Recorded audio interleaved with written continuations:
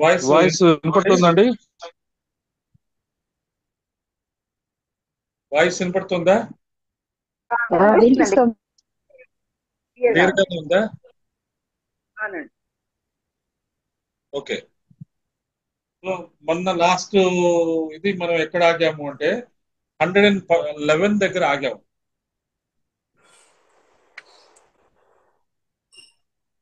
బిసతంతు తన ఇసింది అక్కడ ఆగి.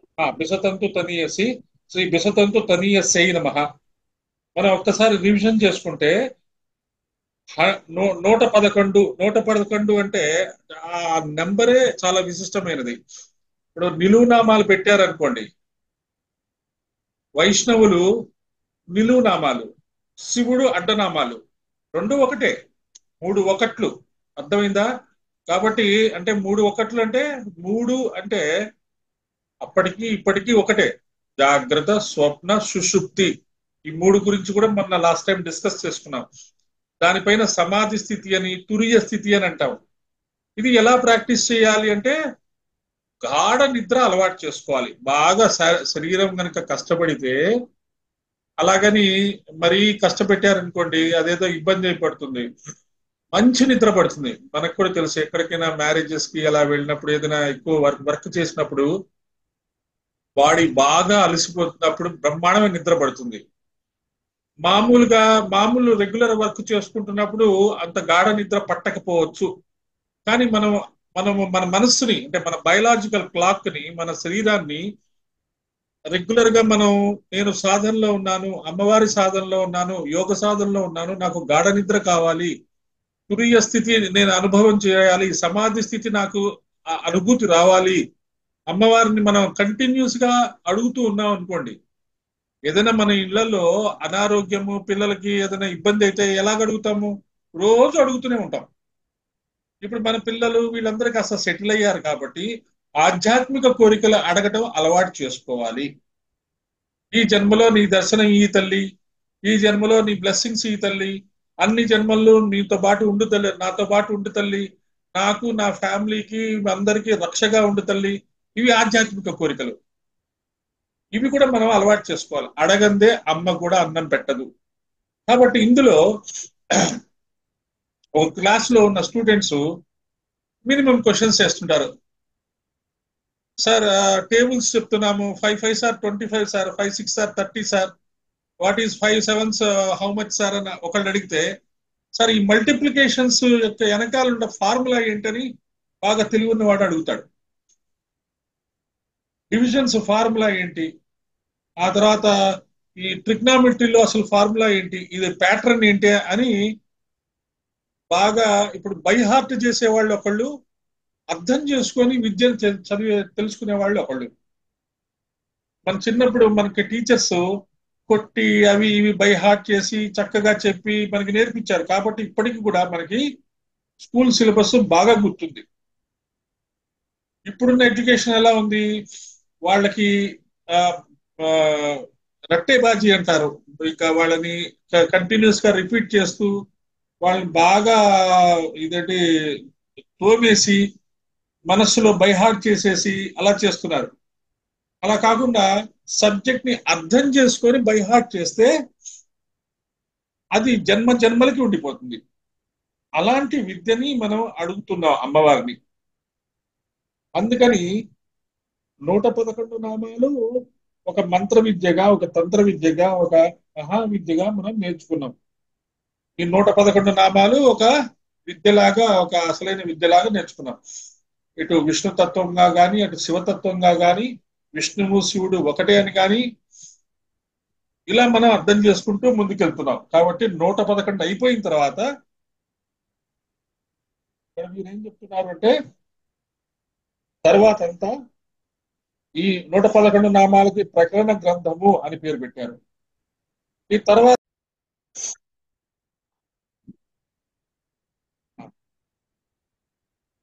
ఈ 111 నామాలు ప్రకరణ గ్రంథము అంటారట. తర్వాత చెప్పే నామాలన్నీ వివరణ గ్రంథము, ఆ తర్వాత భాష్య గ్రంథము. ఇందులోనే మొత్తం అమ్మవారి స్వరూపాన్ని ప్రతిష్ఠ చేసేశారు. మన అమ్మవారి స్వరూపాన్ని రకరకాలుగా ప్రాక్టీస్ చేసాం. స్టార్టింగ్ నామాల్లో ఆభరణాలు చూసాము, అంగ అవయవాలు చూసాము, అమ్మవారిని 3 గ్రంథులుగా చూసాము, 3 శరీరాలుగా చూసాము. తల వరకు ఒకటి, తల నుంచి నడుము వరకు ఒకటి, నడుము నుంచి కింద వరకు ఒకటి, అలా చూడాలని నేర్చుకున్నాము. బొటన్ వేళ్లను చూడటం నేర్చుకున్నాం. అమ్మవారి చిరునవ్వును చూడటం నేర్చుకున్నాము. అమ్మవారి యొక్క కిరీటంలో 12 ద్వాదశ ఆదిత్యులు ఉన్నారని తెలుసుకున్నాము. అమ్మవారి ముక్కు పుడకలో గ్రహాలు ఉన్నాయని తెలుసుకున్నాము. అమ్మవారి 2 కళ్ళు వక్షద్వయము సూర్య చంద్రులు అని తెలుసుకున్నాము. అమ్మవారి నడుము దగ్గర ఉన్న ఆవరణం కూడా అద్భుతమైన యోగ విశిష్టత కలిగిన ఒక గొప్ప దేవి ప్రజ్ఞగా తెలుసుకున్నాము. అమ్మవారి మెడలో ఉండే దండ గాని, ఆ చేతుల్లో ఉండే పువ్వు గాని, చెరుకు విల్లు గాని అన్ని ఒక ప్రత్యేకమైన అర్థాలు ఇచ్చే ఒక ఎనర్జీ ఐటమ్స్ గా మనం తెలుసుకున్నాం. అమ్మవారి తలలో ఉండే చంద్రుడు కూడా కుండలిని జాగరణ అయిన తర్వాత కుండలిని మూలాధారం నుంచి మెల్లగా పైకి వెళ్ళి సహస్రారాన్ని టచ్ చేసి అక్కడ ఉన్న చంద్రుడిని పలకరించి ఆ చంద్రుడి దగ్గర నుంచి సోమరసం తీసుకొని ఆ సోమరసం మన హృదయానికి తీసుకొచ్చి ఆ హృదయం ద్వారా మన యొక్క 72,000 నాడుల్లో ఆ సోమరసం మొత్తము స్ప్రెడ్ అయ్యేట్టుగా చేయటమే, అలా జరగటమే కుండలిని జాగరణ. అలా జరిగితేనే కుండలిని జాగరణ అయినట్టు. మామూలుగా మనవి యాక్టివేట్ అవుతూ ఉంటాయి. అంటే మన బాల్యావస్థ 7 సంవత్సరాలు అనుకుందాం, యవ్వనావస్థ 10 సంవత్సరాలు అనుకుందాం, ఆ తర్వాత ఈ గృహస్థు ఈ అవస్థ ఒక 20 సంవత్సరాలు, ఆ తర్వాత వానప్రస్థావస్థ, అలాగే వృద్ధాప్యము ఒక 20 సంవత్సరాలు, ఇలాగ చేసుకుంటూ పోతుంటే ప్రతి అవస్థని దాటడానికి కొన్ని సంవత్సరాలు పడుతుంది. అలాగే ప్రతి షట్చక్ర జాగరణలో ప్రతి చక్రము జాగృతం, కంప్లీట్ గా జాగృతం అవ్వడానికి, అంటే ఆ పువ్వు పూర్తిగా విచ్చుకోవాలి. మూలాధారంలో ఉండే 4 దళాల పద్మం పూర్తిగా విచ్చుకోవాలి. అలా అన్ని దళాలు విచ్చుకున్న వాళ్ళు చాలా కొద్ది మంది అని చెప్తున్నారు.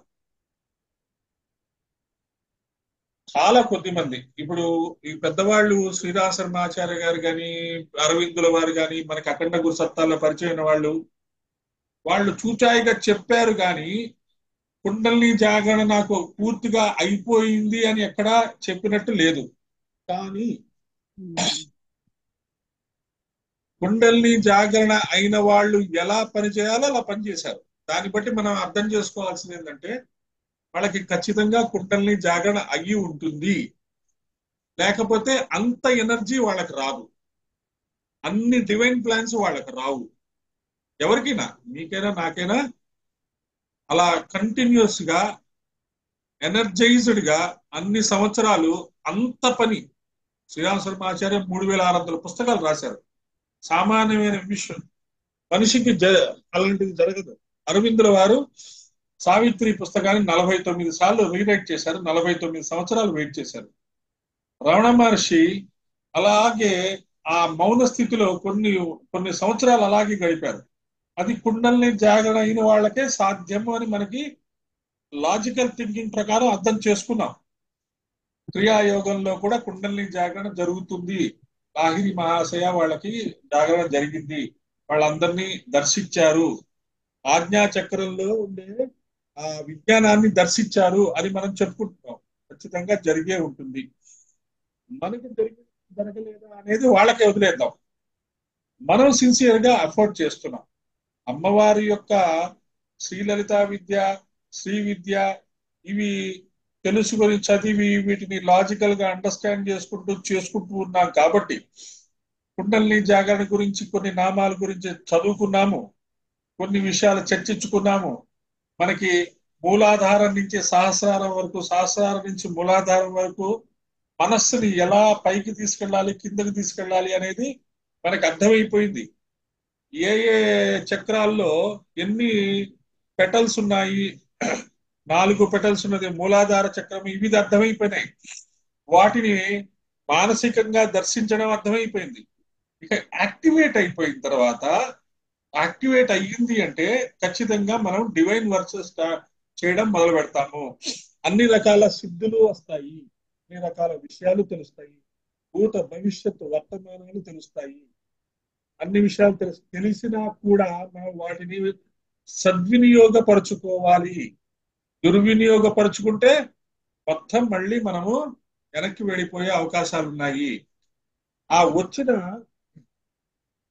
ఆ సిద్ధులు అష్టసిద్ధి నవనిధికే దాట సదు గాయత్రి మాత అని వస్తుంది కదా, సమర్థకే సబ్ సమర్థ సదు సమర్థ గాయత్రి గాయత్రి మాత. అంటే గాయత్రి మాత గాయత్రి మంత్ర జపము చేసేటప్పుడు అష్టసిద్ధులు వస్తాయి, నవనిధులు వస్తాయి. ఇన్ని లక్షలు చేశాం, మనం చేస్తూ ఉన్నాం. మరి ఇంకా రాలేదు ఏంటండి అంటే వస్తాయి, ఖచ్చితంగా వస్తాయి. అవి అష్టసిద్ధులు నవనిధులు వచ్చేసాయి అనుకోండి, మన వర్క్ ఇంకా బ్రాడ్ అయిపోతుంది, చాలా హెవీ వర్క్ అయిపోతుంది. ఆ హెవీ వర్క్ చేయడానికి మన శరీరం తయారుగా ఉందా లేదా అనేది మనం అర్థం చేసుకోవాలి. మన శరీరం ఆ హెవీ వర్క్ కి తయారుగా లేకపోతే అవి రావు. As simple as that. మరి రాలేదని మనం ఏం బాధపడక్కర్లా, వస్తుంది ఖచ్చితంగా. మనం బీజాలు వేసుకున్నాము. ఒక గాయత్రి మాత్రమే కాదు, ఒక లలితాన్ని చదువుకుంటున్నాము, ఒక శివుడిని తెలుసుకుంటున్నాము, విష్ణువుని తెలుసుకుంటున్నాము, ఒక యూనివర్సిటీలో ఉండే అన్ని సబ్జెక్ట్స్ ని మనం తెలుసుకుంటున్నాం కదా. ఏ సబ్జెక్ట్ ని విడిచిపెట్టకుండా మనకి ఋషులు అన్ని రకాల పండుగలు ఇచ్చారు. అన్ని పండుగలు మనకి చేతనైనంతగా తెలుసుకుంటున్నాము. వినాయక చవితి కానీ, ఇటు దీపావళి కానీ చేసుకుంటూ ఉన్నాం కాబట్టి ఖచ్చితంగా మనకి అన్ని రకాల సబ్జెక్ట్స్ లో ప్రవేశం ఉంది. మనం వీఆర్ 100% క్వాలిఫైడ్ ఫర్ కుండలిని జాగరణ. ఈ బర్త్ లో ఈ అవేర్నెస్ వచ్చింది కాబట్టి మనం ఏం చేస్తున్నాం అంటే ఈ ఈ అన్ని రకాల ఫ్యాకల్టీస్ ని తెలుసుకుంటూ వెళ్తూ ఉండడం వల్ల మనకి ఎక్కడెక్కడో ఏదో జన్మల్లో ఉన్న కొన్ని చిన్న చిన్న మిస్టేక్స్ అన్ని క్లియర్ అవుతూ వస్తున్నాయి. చిన్న చిన్న కర్మలన్నీ క్లియర్ అవుతూ వస్తున్నాయి. స్లోగా మనం ప్యూరిఫికేషన్ వైపు వెళ్తున్నాం. అది అర్థం చేసుకోండి. You are very very nearer to purification. ఆ ప్యూరిఫికేషన్ జరిగేటప్పుడు ఈ అందులో ఇప్పుడు బంగారాన్ని వాళ్ళు ప్యూరిఫై చేసినప్పుడు అందులో ఉన్నవన్నీ బయటికి వెళ్ళిపోతూ ఉంటాయి, దాన్ని ఫిల్టర్ చేస్తూ ఉంటారు. అలాగే ఇవన్నీ ఫిల్టర్ అవుతూ ఉన్నాయి. అలాగని మనం ఏదో పూర్వజన్మలో పాపాలు చేసామని కాదు. పాపాలు చేసుంటే ఇక్కడ దాకా వచ్చేవాళ్ళం కాదు. చిన్న చిన్న మిస్టేక్స్ తెలిసి తెలియకుండా కారులో వెళ్తూ ఉన్నాము, ఒక పాము చచ్చిపోయింది, మనకు తెలియదు. బట్ దెర్ ఈస్ సమ్, అలాంటి ఒక ఎగ్జాంపుల్, దెర్ ఈస్ సమ్ కర్మ అటాచ్ టు దట్. అవన్నీ క్లియర్ అయిపోతున్నాయి. అవన్నీ నాట్స్ అన్నమాట. ఆ నాట్స్ అన్ని ఊడిపోతున్నాయి, వెలిగిపోతున్నాయి. మనం ఎన్లైటన్మెంట్ వైపు వెళ్తూ ఉన్నాము, ఖచ్చితంగా వెళ్తూ ఉన్నాము. కాబట్టి మనకి ఈ విషయాల గురించి డిస్కస్ చేసుకుని అర్థం చేసుకునే అవకాశం దొరికింది. దాన్ని కూడా పూర్వజన్మ సుకృతం వల్ల మనం ఉపయోగించుకుంటున్నాము. సరే, భవానీ శ్రీ భవానీ అయిన 112 భవానీ భావనాగమ్య కుటారిక, ఇక్కడ నుండి మొదలవుతున్న నామాలు అత్యంత మధురమైన దివ్య నామాలు. ఇవి మొత్తం 20. ఇక నెక్స్ట్ 20 నామాలు చాలా మధురమైనవి. ఇవి శాంభవి విద్యట. ఈ 20 నామాలు ఇక్కడి నుంచి మనం ఏం నేర్చుకుంటున్నాము? శాంభవి విద్య నేర్చుకుంటాము. సద్గురు జగ్గి వాసుదేవ్ గారు చెప్పేది శాంభవి విద్య. ఆయన ఏం చేశారు? వీటి గురించి కంప్లీట్ గా అర్థం చేసుకొని, శాంభవి విద్య గురించి అర్థం చేసుకొని దాన్ని సింప్లిఫై చేసి ఆ అందరికీ ఉపయోగపడేటట్టుగా కొన్ని టెక్నిక్స్ ని రిలీజ్ చేసుకొని ఆ టెక్నిక్స్ మీదే కాన్సన్ట్రేట్ చేసి అది ప్రాపగేట్ చేస్తున్నారు శాంభవి విద్యగా. మనం ఏం చేస్తున్నాం? మనకి ఇక్కడ ఏం చెప్తున్నారు? 20 నామాలు శాంభవి విద్య అని చెప్తున్నారు. దాన్ని డీటెయిల్డ్ గా అర్థం చేసుకోవడానికి ప్రయత్నం చేస్తున్నాం. క్లియర్? ఎందుకు మళ్ళీ అందరూ అన్మ్యూట్ చేసుకుంటున్నారు? నేను మ్యూట్ చేస్తున్నాను, మీరు మళ్ళీ అన్మ్యూట్ చేస్తున్నారు. డిస్టర్బెన్స్ వస్తుంది. Okay, right. Now everything is fine. సరే, సో 112 నుంచి 131 వరకు గుర్తుపెట్టుకోండి. భవానీ నామం నుంచి శాంతిమతి నామం వరకు శాంభవి విద్య. ఇప్పుడు ఈ 20 నామాల్లోనే మనకి సద్గురు జగ్గి వాసుదేవ్ గా చేసే ఆ టెక్నిక్ తెలిసిపోతుంది, మనకి తెలియాలి, అట్లీస్ట్ మనకి తెలియాలి అమ్మవారిని. అది మనం అందుకనే మనం ఎన్ని గురువుల యొక్క విషయాలు మనం తెలుసుకున్నా ఆ ఇంటర్నల్ లింక్స్ మనకి స్వాధ్యాయం ద్వారా, సాధన ద్వారా మన గురువు మనకి చెప్పగలడు. అందుకని అఖండ గురుసత్తాలో 14 మందిని పెట్టి మన చేత గాయత్రి మంత్రం, గాయత్రి యజ్ఞం చేస్తూ వాళ్ళ సీక్రెట్స్ అన్ని మనకి చెప్పారు మాస్టర్ గారు. శ్రీరామ శర్మ కూడా గాయత్రి మంత్రం వాటి గురించి చెప్తూ అరవిందుల వారి ఋతుంబర ప్రజ్ఞని కూడా ఆయన తన మాటల్లో చెప్పారు. క్రియాయోగం గురించి కూడా చెప్పారు. కాబట్టి వీళ్ళందరూ బ్రదర్స్, వీళ్ళందరూ ఖచ్చితంగా బ్రదర్స్. గురువులందరూ వీళ్ళందరూ భగవంతుడి యొక్క పని చేస్తున్నారు. మనం కూడా ఆ బ్రదర్స్ తో కలిసి, ఆ బ్రదర్హుడ్ తో కలిసి ఆ విషయాలు తెలుసుకొని మనం కూడా భగవంతుడి యొక్క పొలంలో నాటుకోవాలి అని చెప్తారు శ్రీరామ శర్మాచార్య. అలా నాటుకోవడానికి ప్రయత్నం చేస్తున్నప్పుడు ఈ శాంభవి విద్యలో ప్రధానమైన తల్లి శాంభవి విద్యారూపిణి భావిని, వీటిని ఉపాస్య నామములు అంటారు. ఇప్పటి వరకు వాయిస్ కొంచెం ఫ్లక్చుయేట్ అవుతుంది కిషోర్ గారు. అవునా? అవును, అందరికీ అలాగే అనిపిస్తుందా వాయిస్? అవునండి, అందరికి Yes, అలాగే ఉంది. yes. అవును, కట్ కొంచెం స్లో అవుతోంది. అవుతుంది. అవును, కొంచెం స్లో తక్కువ అవుతుంది. అయిపోతుంది. ఎస్. Okay okay.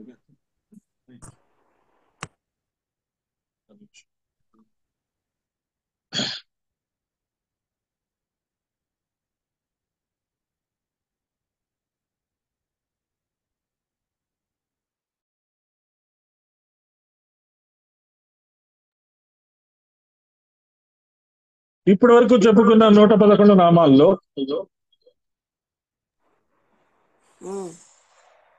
ఇప్పుడు ఓకేనా? ఇందాక బాగానే ఉంది. ఇప్పుడు ఓకేనా? ఇంకొంచెం సౌండ్ పర్వాలేదు, బాగుంది. ఉండండి. ఇప్పటి వరకు చెప్పుకున్న 111 నామాల్లో ఉపాస్య దేవత శివ. శివ అనేది ఉపాస్య నామము. ఇది అత్యంత రహస్య నామము. ఇప్పుడు చెప్పబోతున్న విద్యలో ఉపాస్య నామం భవానీ. ఇక్కడ శివనామానికి, ఇక్కడ భవానీ అనే నామానికి అత్యంత శక్తి ఉంది. ఓకేనా? ఇప్పుడు చెప్పింది ఏమన్నా ఫ్లక్చుయేట్ అవుతున్నాయా? లేదండి, బాగుంది. బాగుంది, ఇప్పుడు బాగుంది. బాగానే ఉంది కదా? Right right right. ఓకే, ఇటువైపు రికార్డింగ్ అవుతుంది, ఒకవైపు మంది నడుస్తుంది. ఓకే, సరే. ఇంకొక రహస్యం ఏంటి? అమ్మవారిది 9 సంఖ్య. అమ్మవారిది 9 సంఖ్య అండి. అంటే నవరాత్రులను కానీ, శ్రీచక్రంలో ఉండే నవావరణలు కానీ, వీటన్నిటికీ 9 సంఖ్య. నవ అనే దానికి 2 అర్థాలు ఉన్నాయి. ఒకటి 9, ఇంకోటి కొత్త. నవజీవనము, నవ ఆవరణలు, 2 పదాలు. నవ అంటే 9, నవజీవనము అంటే కొత్త జీవనం. సో ఈ సంస్కృతంలో ఉండే బ్యూటీ అలాంటిది. ఆ ఒక్కొక్క పదానికి 2 మీనింగ్స్ వస్తూ ఉంటాయి. మన పిల్లలు వీళ్ళందరూ కలిసి చదువుల్లో వాటిట్లో ఇంగ్లీష్ భాషని తెగ నేర్చేసుకొని ఇంగ్లీష్ భాషలో ఒక్కొక్క పదానికి కాంటెక్స్ట్ ని బట్టి మనము ఆ పదానికి అర్థం ఇలా తీసుకోవాలని తెగ చెప్పేస్తూ ఉంటాం మనం. కానీ మన యొక్క మాతృభాష, మన తెలుగు గాని, మన తమిళ్ గాని, మన మరాఠీ గాని, మన హిందీ గాని, మన యొక్క మాతృభాష సంస్కృతం గాని, ఈ Tamil one of the ancient languages అని అంటారు. అక్కడి నుంచి వచ్చిన ఆ విషయాల్లో కూడా అక్కడ కూడా బ్యూటీ ఉంది. అది మర్చిపోయాము. ఇంగ్లీష్ భాష నేర్చుకోండి, ఉద్యోగాలకు అవకాశమే. కానీ ఇంగ్లీష్ భాష is not the most important thing in the world. English కన్నా గొప్పది మన సంస్కృతము, మన మన జీవితము, మన జీవనాచారము అనేది మనం అర్థం చేసుకుంటే కమ్యూనికేషన్స్ లో కొంత భాషని యూజ్ చేసుకోవడంలో తప్పు లేదు. కానీ మానసికంగా మనకి ఆ గౌరవము అది ఉండాలి. ఈ విషయంలో తమిళియన్స్ ని చాలా ఒప్పుకోవచ్చు. ఎందుకంటే వాళ్ళకి భాష మీద ఉన్న గౌరవం గాని, వాళ్ళకి భాష మీద ఉన్న రెస్పెక్ట్ గాని నిజంగా కమెండబుల్, చాలా గొప్ప విషయం. ఎందుకంటే ఎక్కడికైనా వెళ్ళినా సరే వాళ్ళ భాషని మాత్రం వాళ్ళు మార్చుకోరు, వాళ్ళ భాషలోనే మాట్లాడతారు. మా తెలుగు వాళ్ళకి ఇంగ్లీష్ అంటే తెగ ఇష్టం అండి. మేము ఇంగ్లీష్ లోనే మాట్లాడతాం. అమెరికా వెళ్ళినా ఎక్కడికి వెళ్ళినా మేము ఇంగ్లీష్ లో మాట్లాడితేనే మేము చాలా గొప్పవాళ్ళం అనుకుంటాం. అది కొంత ఇబ్బందికరమైన విషయం. కానీ ఇప్పుడు మారుతోంది. తెలుగు వాళ్ళు ప్రపంచంలో ఉన్న చోట అన్ని చోట్ల వాళ్ళ వాళ్ళ మాతృభాషని వాళ్ళు రివైవ్ చేసుకోవాలి, మనం కూడా తమిళియన్స్ చూసి నేర్చుకోవాలి అని చాలా అవేర్నెస్ వస్తుంది. ఇదంతా ఎందుకు చెప్తున్నాము అంటే మన యొక్క మాతృభాష మీద మనకి గౌరవం ఉండాలి. సంస్కృతము దేవనాగరి అన్నారు, దాని మీద గౌరవం ఉండాలి. అది కనుక ఆ గౌరవం ఉంటే మనకి అన్ని ఆ భాష తనంతట తాను మనకి రివీల్ చేస్తుంది. తనంతట తాను అంటే వేదాలని మనము నమ్మి వేదాలని పూజిస్తే వేదాలు దానంతట అవే మనకి మన వద్దకి వస్తాయి అని చెప్తారు. గురువు వైపు 2 అడుగులు వేస్తే గురువు మన వైపు 10 అడుగులు వేస్తాడు అని చెప్తారు. ఎందుకు వేస్తాడు అంటే వీడు నమ్మాడు రా, వీడు సద్వినియోగపరుచుకుంటాడు మనం చెప్పే విద్యని. అందుకని మనము ఏ భాష చూసినా ఏ విషయం తెలుసుకున్నా మనము డీప్ అనే ఒక మంత్రాన్ని మనము ధనిష్ట మెడిటేషన్ లో ఉపయోగించుకుంటాం. అంటే మనకు ఒక సూక్ష్మీకరణమైన ఆలోచన పద్ధతి రావాలి. అలాంటిది వస్తే ఎటువంటి గొప్ప గొప్ప రహస్యాలైనా మన దగ్గరికి వచ్చి తీరుతాయి. ఆ సూక్ష్మీకరణమైన ఆలోచన పద్ధతి అంటే ధ్యానమే. అది ధ్యానం. మనం ఏదైనా మనకి అర్థం కాలేదు అనుకోండి, మనం ఏం చేస్తాము, ఏంట్రా ఇది బాబు అర్థం కావట్లేదని కాసేపు కూర్చొని దాని మీద ఆలోచిస్తాం. ఆలోచిస్తే అది మెల్లగా అర్థం అవుతుంది. అంటే అదేంటి, ఆ ధ్యానం చేసినట్టే, ఆ సమాధిలోకి ప్రయత్నం చేసినట్టే. అది అర్థం చేసుకొని మనకి 9 గురించి మాట్లాడుకున్నాం. సంఖ్యాశాస్త్ర పరంగా చూస్తే బ్రహ్మ అనేది కూడా 9 సంఖ్యను చూపిస్తుందట. తర్వాత బ్రహ్మ అంటే పరిపూర్ణుడు కదా, అందుకే పరబ్రహ్మయే చెప్పబడుతున్నాడు. కనుక నవావరణ చక్రంలో చెప్పబడుతున్నది ఎవరు? శ్రీ విద్యలో ఎవరి గురించి చెప్తున్నారు? బ్రహ్మతత్వం, పరబ్రహ్మతత్వం. అమ్మవారంటే పరబ్రహ్మ. కాబట్టి ఈ ఉత్సవాల్లో 9 రోజులు చేసే ఉత్సవాలకి బ్రహ్మోత్సవాలు అని కూడా పేరు పెట్టారు. బ్రాహ్మి, బ్రహ్మ, పరబ్రహ్మ అంటే అల్టిమేట్ అన్నమాట. ఇంకా దాని తర్వాత ఇంకా ఏ జ్ఞానము లేదు. దేని తర్వాత అయితే ఇంకా వేరే జ్ఞానం ఏది లేదనుకుంటున్నామో దాన్ని పరబ్రహ్మతత్వము అంటున్నాము. అమ్మవారికి నవావరణలు అంటే ఇష్టము. అలాగే అరుణాం కరుణా తరంగితాక్షీం మృతపాశాంకుశ పుష్ప బాణ చాపాం అణిమాది భిరావృతాం మయూఖై అహమిచ్చేవ విభావయే భవానీ అన్నారు. భవానీ మాట అక్కడ చెప్పారు. లలితా సహస్రనామం ద్వారా ప్రతిపాదింపబడే అమ్మవారి పేరే భవానీ. అందుకే భక్తనమ్రాం భవానీ అన్నారు. ఇక్కడి నుంచి భకార నామాలు ఎక్కువ వస్తాయట, అవి మనం పరిశీలిస్తాం. భవానీ భావనాగమ్య భవారణ్య కుటారిక భద్రప్రియ భద్రమూర్తి భక్త సౌభాగ్యదాయిని. భాతో వచ్చే నామాలు. శ్రీనాథ మహాకవి హరవిలాసంలో భ అనే ఒక అక్షరంతో ఒక పెద్ద పద్యం రాస్తారట. అందుకని ఆ భ అనేది చాలా ఇంపార్టెంట్. ఎక్కడొస్తుంది? కక్క కగ్గ ఇని చచ్చ జ ఇញతత్త దద్ద నా పాప్థ బాబ్బ మా అక్కడ వస్తుంది. కచట తపలు ఇవన్నీ అన్ని భాషల్లో ఉన్నాయి కదా. పాప బాబ్బా మా. ఆ భా అనేది చాలా ఇంపార్టెంట్ అని చెప్తున్నారు. ఈ అక్షరాలన్నీ మన శరీరంలో ఉన్నాయని చెప్పుకున్నాం కదా ఇంతకుముందు.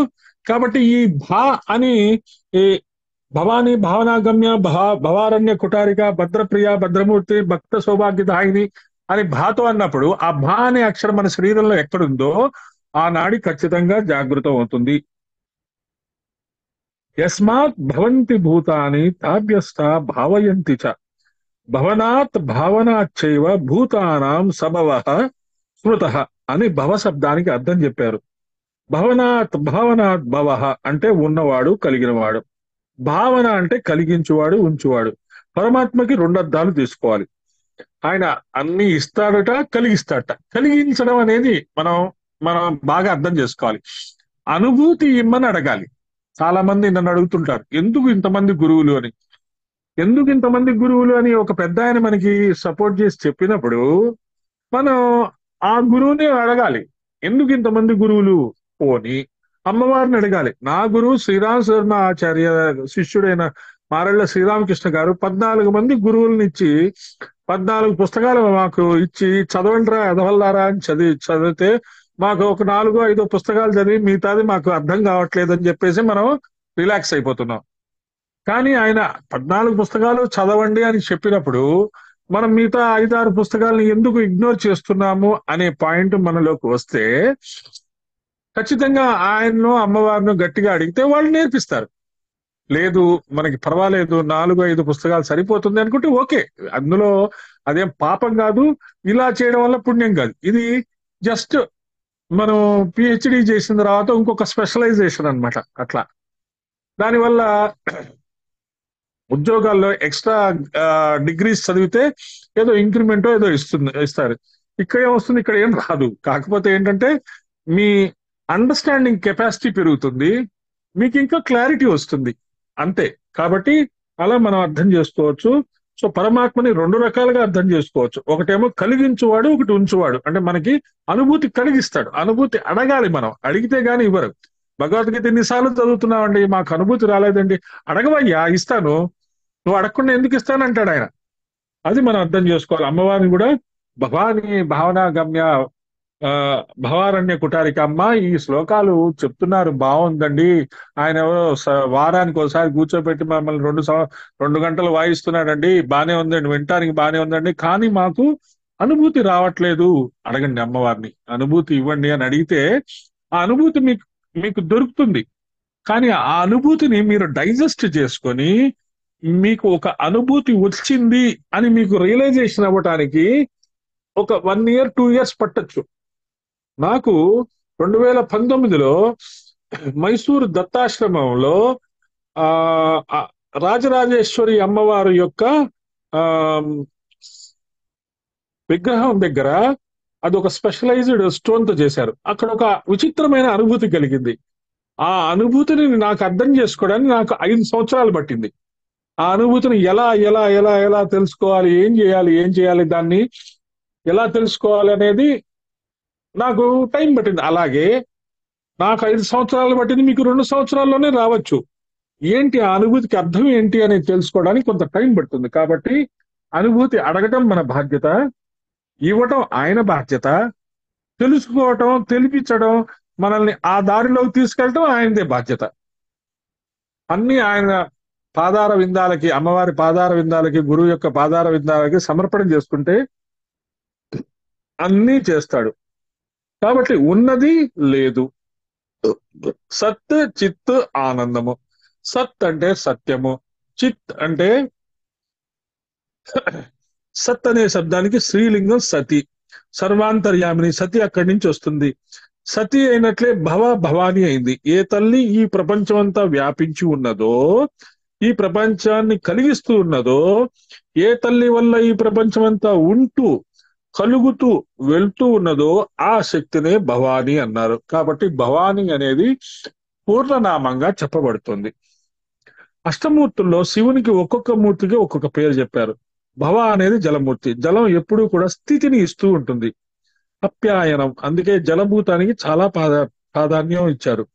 జలము అంటే మనకి ఏం గుర్తు రావాలి? స్వాదిష్టాన చక్రం గుర్తు రావాలి.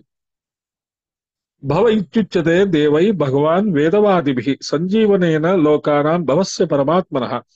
నీటికి జీవనం అని పేరు. అది నిలుపుతోంది, బ్రతికిస్తుంది. నీరు లేకపోతే ప్రపంచంలో ఏది లేదు. మన శరీరంలో కూడా చాలా భాగం నీరు ఉంటుంది, చాలా భాగం స్పేస్ ఉంటుంది.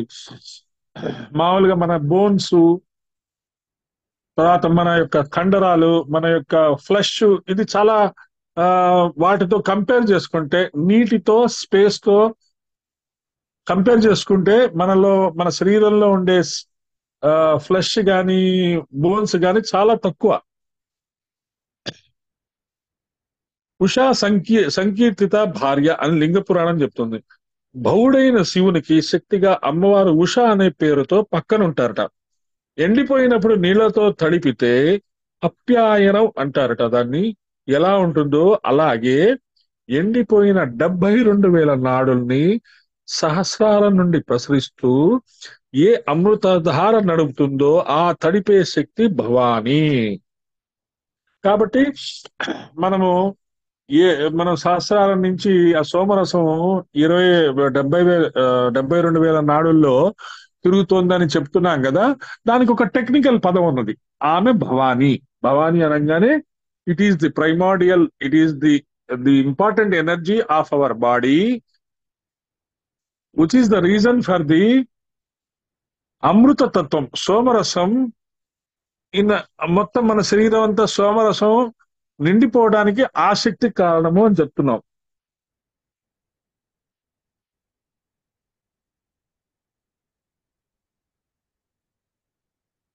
భవాని భవాని భవాని త్రివారం ఉదారం ముదా సతతం సంతతం ఏ జపంతి న శోకం నమోహం న పాపం న భీతి కదాచిత్ కదంచిత్ కుతశ్చిత్ జనానాం అన్నారు శంకర్లు. అమ్మా భవాని భవాని భవాని అని ఎవరు 3 మార్లు అంటారో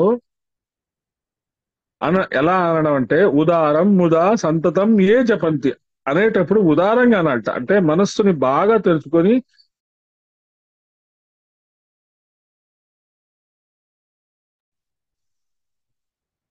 మనం జై భవాని అంటారు.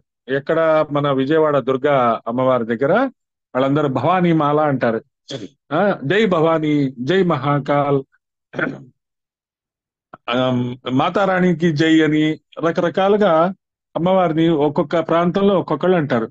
కానీ ఇక్కడ స్పెసిఫిక్ గా ఏం చెప్తున్నారు అంటే, శంకరాచార్యులు ఏం చెప్పారు అంటే, చాలా ఉదారంగా, ఆనందంగా, హాయిగా చూడండి. మనం ప్రయత్నం చేద్దాం. భవానీ భవానీ భవానీ అని 3 సార్లు అంటే సరిపోతుందట. వాళ్ళకి ఆమె పలుకుతుంది అంటున్నారు. నామమే అమ్మ కదా, అందుకే ఆనందంగా ఉంటూ సంతతం ఎప్పుడూ జపించాలి. 3 మార్లు అంటే త్రికరణాలతో అని అర్థం. త్రికరణాలతో తాదాత్మ్యంగా ఎవరికి జపిస్తారో వాళ్ళకి న శోకం న మోహం న పాపం న భీతి. వాళ్ళకి దుఃఖము ఉండదు, మోహం అంటే దేని మీద ప్రత్యేకమైన ఇచ్చ ఉండదు, వాళ్ళకి పాపం కూడా ఉండదు, భయం అసలు ఉండదు. మన జీవితాలకి మెయిన్ మనకి ఇన్ని ప్రాబ్లమ్స్ ఫేస్ అవుతున్నాము, ఇన్ని టెన్షన్లు పడుతున్నాము అంటే ఏంటంటే దేనికంటే భయము. ఈ పని చేస్తే అదవుతుందో, ఆ పని చేస్తే పాపం వస్తుందేమో, ఇలా చేస్తే ఏదైనా రోగం వస్తుందేమో, ఇలా తింటే ఏమన్నా ప్రాబ్లం వస్తుందేమో, మన బాడీలో ఇన్ని రోగాలు ఉన్నాయి, ఇలా తినాలా, అలా వాడు ఒకటి చెప్తాడు, వీడు ఒకటి చెప్తాడు, వాడు ఇలా అంటాడు, వీడు ఇలా అంటాడు, వాడేమో నూనె వేసుకోవద్దు అంటాడు, ఒకటి ఉప్పు వేసుకోవద్దు అంటాడు, ఒకడేమో రోటీలు తినమంటాడు, ఒకటి రైస్ తినమంటాడు. ఇవన్నీ కారణం ఏంటి? భయము. వీటన్నిటికీ భయము. ఇవన్నీ ఇంప్లిమెంట్ చేస్తూ ఉంటాం. ఈ భయాన్ని పోగొట్టుకోవాలి అంటే భయం వచ్చినప్పుడు ఎప్పుడైనా భవానీ భవానీ భవానీ అని 3 సార్లు అనుకుంటే సరిపోతుందని ఎవరు చెప్పారు? శంకరాచార్యులే చెప్పారు. కాబట్టి మనము ఆ భవానీ నామాన్ని మనము జపం చేసుకున్నాము. నజానామి మంత్రం నజానామి యోగం నజానామి తంత్రం. ఏమీ తెలియదమ్మా, నాకు ఏమీ తెలియదని ఒప్పుకుంటే అసలు అంతకంటే గొప్ప యోగం లేదు. అమ్మవారి దగ్గర మనం ఎప్పుడు చెప్పుకుంటూ ఉంటాం ఈ పాయింట్. అమ్మా నాకేం తెలియదమ్మా, నేను నేర్చుకుంటున్నాను, నాకు నేర్పించు తల్లి అని ఎప్పుడు మనము అమ్మవారి దగ్గర ఎంత తెలుసుకున్నా మనము ఒక ఫ్రెష్ గా ఒక స్టూడెంట్ లాగానే అప్రోచ్ అవ్వాలి, ఒక భక్తుడిగా అప్రోచ్ అవ్వాలి. కాబట్టి నువ్వు నాకు గతివి, నువ్వే అంతా, ఇంకేం అక్కర్లేదు.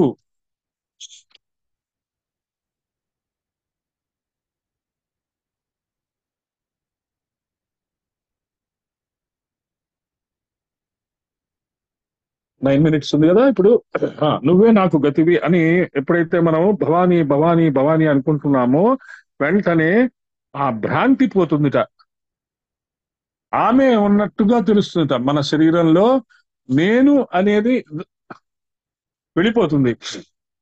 వెళ్ళిపోయి ఆమె అమ్మవారు లేదా పరబ్రహ్మ మనలో ఉండి నడిపిస్తున్నారు అని మనకు అర్థమవుతుందట.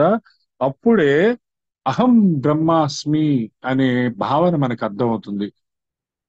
ఎంత అద్భుతమైన భావన ఆలోచించండి.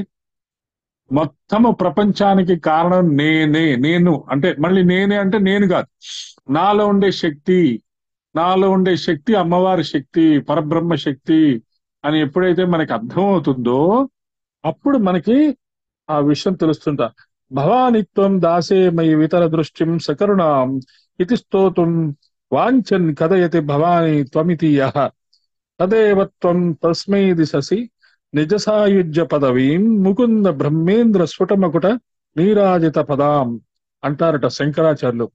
భవానిత్వం, భవాని నువ్వు అంటే చాలు, ఇంకేమీ అడగక్కర్ లేకుండానే ముక్తినిస్తుంది.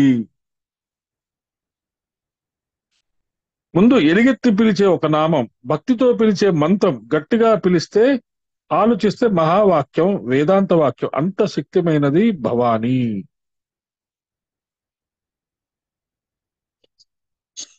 ఎలుగెత్తి పిలిస్తే భవాని అనేది ఒక నామంగా ఉంటుంది సార్. భక్తితో పిలిస్తే మంత్రం, గట్టిగా ఆలోచిస్తే భవాని గురించి అదొక పెద్ద వాక్యం అట, వేదాంత వాక్యం అట. అసలు భవాని అనే పదం అంత గొప్పగా చెప్తున్నారు భవాని అనే పదానికి. తర్వాత భావనా గమ్య, శ్రీ భావనా గమ్యాయై నమః. ఈ సెషన్ లో ఇంకా మనకి 7 minutes ఉంది. ఈ భవానీ కృప ఎలా లభిస్తుంది, ఈ అమ్మని ఎలా చూడగలం, ఈ పాదాలు ఎలా చేరగలం, దానికి సమాధానం భావనా గమ్య. ఎంతసేపటికి పాదాలని చేరాలి అనే విషయమే చెప్తారు గాని అమ్మవారిని మొత్తం చూడాలి అనే పాయింట్ ఎవరు చెప్పరు. ఎందుకు చెప్పరు అంటే వీఆర్ నాట్ వర్దీ ఎనఫ్. అంటే వర్దీ ఎనఫ్ అంటే మనం ఏదో పాపాలు చేసామని కాదు, మన శరీరం ఇంకా అంత రెడీగా లేదు. ఫర్ ఎగ్జాంపుల్ అర్జునుడు, విదురుడు, ధృతరాష్ట్రుడు, వీళ్ళందరికీ కృష్ణుడు తన విశ్వరూపం చూపిస్తాడు. వాళ్ళ ముగ్గురు గొప్ప సాధకులే. అర్జునుడు ఇంకా పెద్ద సాధకుడు, అసలు శివుడి దగ్గరికి వెళ్ళి పాశుపతాస్త్రం తెచ్చుకుంటాడు. అలాంటి అర్జునుడికి కూడా కృష్ణుడి యొక్క విశ్వరూపం చూసేంత సామర్థ్యం లేదు. అంటే body is not ready enough. అప్పుడు కృష్ణుడు ఏం చేస్తాడు, ఆయన దివ్య చక్షువుల్ని ఓపెన్ చేయిస్తాడు. అర్జునుడి యొక్క దివ్య చక్షువులు ఓపెన్ అవుతాయి. ఓపెన్ అయినప్పుడు అప్పుడు ఆ విశ్వరూపం చూడగలుగుతాడు. భరించలేకపోతాడు ఆ లైట్, అంటే ట్రెమెండస్ లైట్ అనమాట. ఇప్పుడు మనం కూడా ఒక చీకటి ఆ రూమ్ లో ఉంచేసి ఒక గంట ఒక్కసారి బయటికి తీసుకొచ్చి మన మొహం మీద లైట్ వేశారనుకోండి, మన కళ్ళు వెంటనే ఫ్లాష్ అయ్యి మనం చూడలేకపోతాం. అటువంటి అద్భుతమైన ఎనర్జీ ఆ అమ్మవారు, ఆ కృష్ణుడు. ఆ దాంట్లోనే లైట్ ఉంది, పవర్ ఉంది, ఎనర్జీ ఉంది, లవ్ ఉంది, మ్యాటర్ ఉంది, మోషన్ ఉంది, హీట్ ఉంది, వాటర్ ఉంది, అన్ని ఉన్నాయి. ఇన్ని ప్రాకృతిక శక్తులు కలిగిన ఆ గొప్ప పరబ్రహ్మ తత్వం అమ్మవారిని మనము ఈ సాధారణమైన శరీరంతో చూడలేము. కాబట్టే మనం సాధన చేసి ఈ శరీరాన్ని అణువులో సూక్ష్మీకృతం చేసి ప్రతి అణువుని యాక్టివేట్ చేసుకుంటూ ఈ షట్చక్ర జాగరణ ద్వారా ఆ యొక్క గొప్ప శక్తిని దర్శించడానికి ప్రయత్నం చేస్తున్నాం. కాబట్టి మనం పాదాల వరకు వీఆర్ 100% యాక్సెప్టబుల్. పాదాలు చూడొచ్చు, మనం పాదాల వరకు మనకి యాక్సెప్టెడ్, కానీ పాదాల్లోనే మొత్తం ఉంది. కాబట్టి మనము ఆ పాదాలనే మనం భావించే వరకే భగవంతుడు. భావన చేత కాకపోతే భగవంతుడు లేడు. సో మనం భావన అంటే ఇమాజినేషన్ అన్నాం అనుకోండి. ఇమాజినేషన్ అంటే బాగా అర్థమైందండి, భావన అంటే అర్థం కాలేదండి అన్న వాళ్ళకి మనం ఏం చెప్పగలము? కర్మలో ధర్మం ఉండాలి, ఉపాసనలో భావన ఉండాలి, జ్ఞానంలో విచారణ ఉండాలి. 3 ఇంపార్టెంట్ లాస్. వేదాలు చెప్పేది ఇదే, వేదమంతా ఇదే. మనం ధర్మపరమైన జీవితం జీవించాలి అంటే దెర్ ఆర్ ఓన్లీ 3 సూత్రాలు, 3 ఫార్ములాస్. ఒకటి, మనం చేసే కర్మ దాంట్లో ధర్మం, మన యాక్షన్స్, మనం ఏ పనులు అయితే చేస్తామో దానిలో ధర్మం ఉండాలి. మనం చేసే ఉపాసన సాధన ఆరాధన అంటాం కదా, గురువుగారు చెప్తారు కదా, ఆ ఉపాసనలో భావన ఉండాలిట. అంటే ఒక గాయత్రి యజ్ఞం చేసేటప్పుడు, గాయత్రి మంత్రం చేసేటప్పుడు, గాయత్రి అమ్మవారి దగ్గరే ఉండి మనం చేస్తున్నట్టుగా చెయ్యాలి. గాయత్రి యజ్ఞం చేసేటప్పుడు అగ్ని దగ్గర కూర్చున్నాం కాబట్టి, అగ్ని పక్కన కూర్చుంటే ఏమవుతుంది? జాగ్రత్తగా లేకపోతే మనం కాల్చేస్తుంది. జాగ్రత్తగా ఉన్నాం అనుకో మనకి జ్ఞానం ఇస్తుంది. అంటే ఏంటి? అది ఉపాసన. ఆ జాగ్రత్త ఉండాలి. మరి జ్ఞానం వస్తుందండి, మనకి కొంత నాలెడ్జ్ వస్తుంది. ఆ నాలెడ్జ్ ని మనం లాజికల్ గా అర్థం చేసుకోవాలి. ఆ నాలెడ్జ్ ని మనం జాగ్రత్తగా రిఫైన్ చేసుకుంటే అది విజ్డమ్ లోకి వెళ్తుంది. విజ్డమ్, జ్ఞానము, విజ్ఞానము. జ్ఞానము వేరు, విజ్ఞానం వేరు. ఆ దాంట్లో విచారణ ఉండాలట, తర్కం ఉండాలి, లాజికల్ థింకింగ్ ఉండాలి. మన నాలెడ్జ్ ఎంత ఉన్నా, విజ్డమ్ ఎంత ఉన్నా, లాజికల్ థింకింగ్ ఉండాలి అని చెప్తున్నారు. కాబట్టి కర్మలో ధర్మం ఉండాలి, ఉపాసనలో భావన ఉండాలి, జ్ఞానంలో విచారణ ఉండాలి. భావనయే ఉపాసనకి ప్రాణం.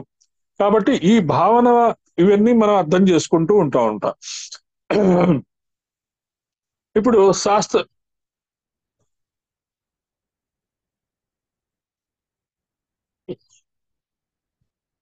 శివలింగం ఉన్నదండి. అది యాక్చువల్ గా ఎలా తయారు చేయబడింది? రాయితో చేయబడింది. దానిలో రాయిని చూస్తామా మనము? శివలింగాన్ని చూస్తాం, శివుణ్ణి చూస్తాం. అదే భావన. అలాంటి భావన ఉండాలి. ఎప్పుడైతే మనం రాయిని చూడడం మొదలు పెట్టామో మనం భావన లేనట్టే. ఆ రాయి దాటి మనం ఎప్పుడైతే ఆ శివలింగాన్ని చూసి, ఆ శివుణ్ణి చూసి అందులో తాదాత్మ్యం అయిపోతామో అప్పుడు అది ఉపాసన చేసినట్టు. దాని తర్వాత ఏం చేయాలి? ఆ రాయి వెనకాల ఉండే శక్తిని కూడా మనము భావన చేసుకొని దాన్ని పూజించాలి. సో భావనా గమ్య అంటే ఏదో సింపుల్ గా ఏదో భావనా గమ్య కాదండి. మా భావన కరెక్ట్ గా ఉంటే మనల్ని గమ్యాన్ని చేరుస్తుంది. అది మనం అర్థం చేసుకోవాలి. భావన మీదే అసలు ఒక ఉపనిషత్తు ఉంది. ఎటువంటి భావనలు ఉండాలి, దేవీ దేవతా శక్తి తెలుసుకోవడానికి ఏ భావన ఉంటే కరెక్ట్ అనేది ఒక ఉపనిషత్తే ఉందిట.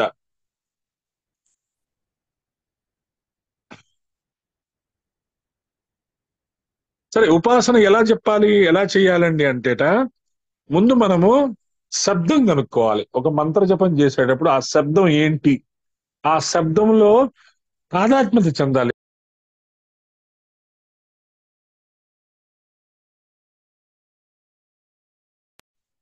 ఓం భూర్భువస్సువః తత్సవితుర్వరేణ్యం భర్గో దేవస్య ధీమహి ధియో యో నః ప్రచోదయాత్. ఈ మంత్ర జపం చేసేటప్పుడు ఇందులో ఉండే భావనా పరంపర మనకు అర్థం అవ్వాలి. దాంట్లో టేస్ట్ ఉండాలి. టేస్ట్ ఉన్నప్పుడు ఎన్ని లక్షలైనా చేయొచ్చు. ఎన్ని లక్షలు చేసినా, ఏ మంత్రమైనా ఎన్ని లక్షలు చేసినా అది తక్కువే అవుతుంది. చేసుకుంటూ ఉండడమే. లాస్ట్ సెకండ్ వరకు లెక్క ఉంచుకొని లెక్క లేదా లెక్క పెట్టుకుంటే మంచిది. ఎందుకని? జ్ఞానంలో విచారణ ఉండాలి అని ఒక రూల్ ఇచ్చారు కాబట్టి ఆ విచారణ మనకి లెక్క ఉంటే మంచిది అని చెప్తారు. అలా మన ఉపాసన సాగాలి. మొదట బ్రాహ్మీ భావన, అక్షర భావన, మహేశ్వర భావన, ఈ 3 భావనలు మనకు ఉంటే మనకి చేసే పని అర్థమవుతుంది. అమ్మవారి దివ్యమంగళ విగ్రహం ధ్యానించుకుంటూ వెళ్తే అది బ్రాహ్మీ భావన అంటారు. ఈ మంత్రవర్ణాలకి శబ్ద భావన అని ఒకటి ఉంటుంది, అది రెండోది. మంత్రం చేసేటప్పుడు తాదాత్మ్యత చెందడం ఒక రకమైన ఉపాసన. ఆ తర్వాత రూపము. ముందు మంత్రము, యంత్రము, తంత్రము, ఈ 3 గనక మనం అర్థం చేసుకుంటే ఏ జపమైనా మనకి ఫలితాన్ని ఇస్తుంది.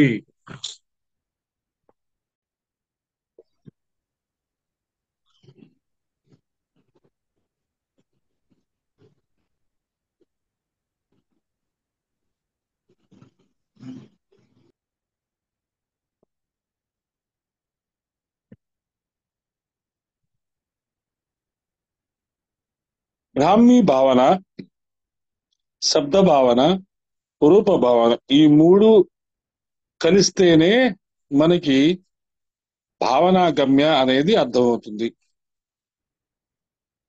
రూప ధ్యానము, మంత్రాక్షరములలో తాదాత్మ్యము, మూడవది పరబ్రహ్మ తత్వ స్ఫురణ. దీన్ని సింపుల్ గా ఏం చెప్పాలి అంటే, ముందు రూపాన్ని చూసుకుంటాము, మంత్రం చేస్తూ అందులో తాదాత్మ్యత చెందుతాము. మెల్లగా ఆ రూపం వెనకాల ఉండే ఎనర్జీని తెలుసుకోవడానికి ప్రయత్నం చేస్తాము. ఈ 3 భావాలు మనకి కలుగుతాయి.